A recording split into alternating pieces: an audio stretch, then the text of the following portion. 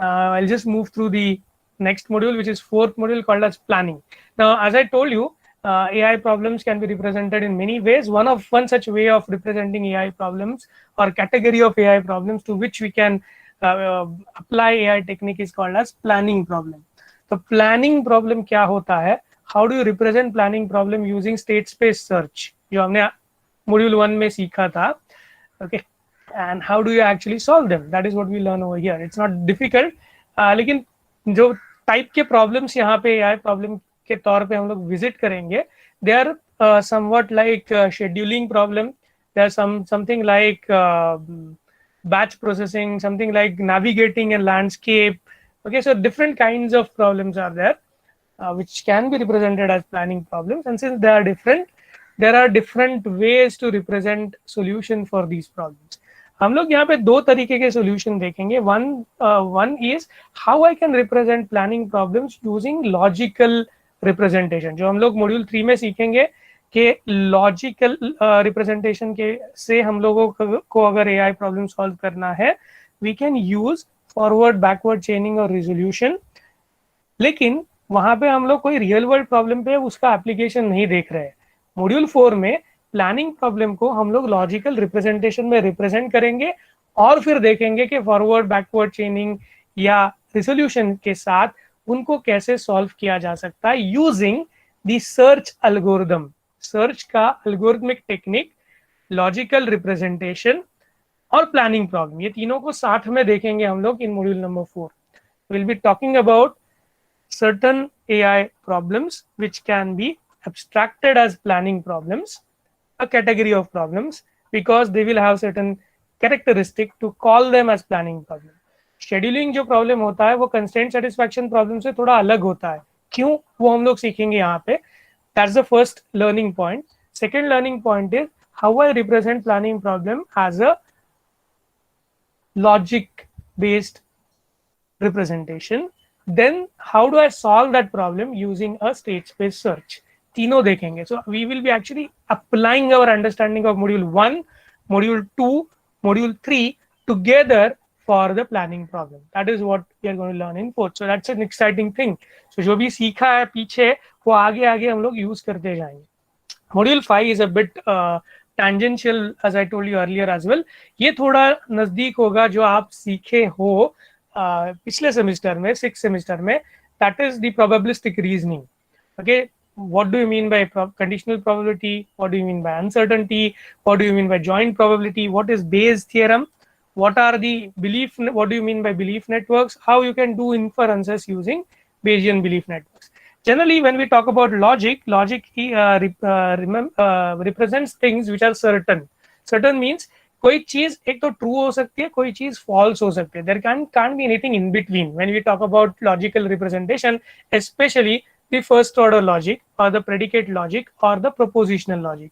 There are certain logics using which you can accommodate uncertainty, but that is what we are going to learn over here in module number 5. module number 4 और 3 में हम लोग जो भी logic के बारे में सोचते थे वो ऐसे प्रॉब्लम्स थे जो स्टेशनरी थे, जिनमें ट्रूथ वैल्यूज ट्रू या फॉल्स होगा, इसलिए मुझे रिप्रेजेंट करना आसानी से आएगा into a state of logic, yes or no types.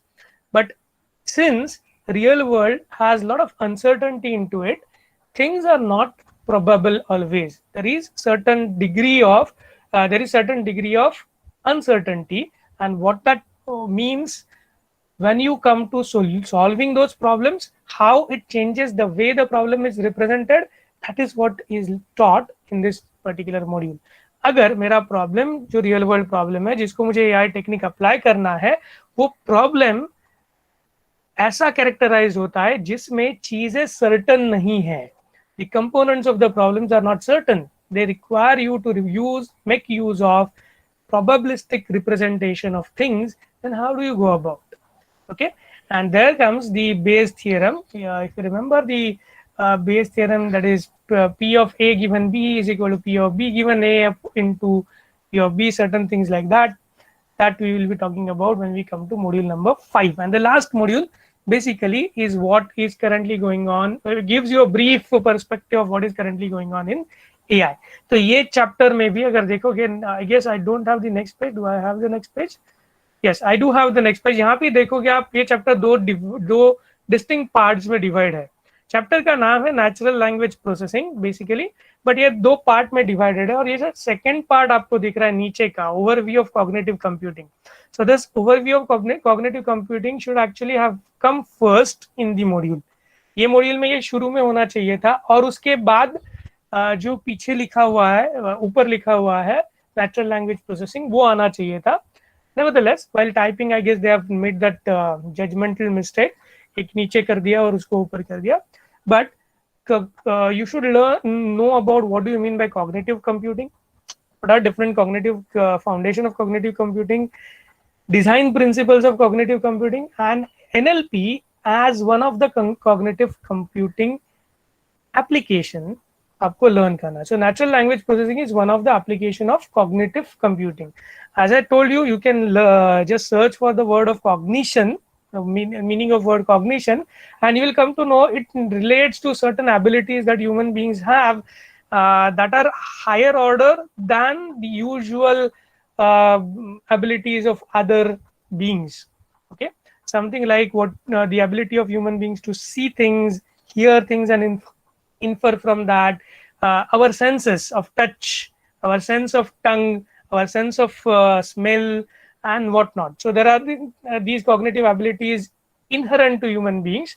We don't know how they are got developed, but we want to try and build machines which might resemble or which might mimic our cognitive abilities. Then these are the AIs that we currently look at.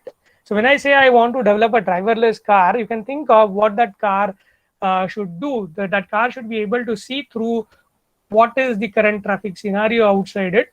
It should be able to listen to what are the honkings going around, and is somebody is asking for a side, is somebody saying it to stop.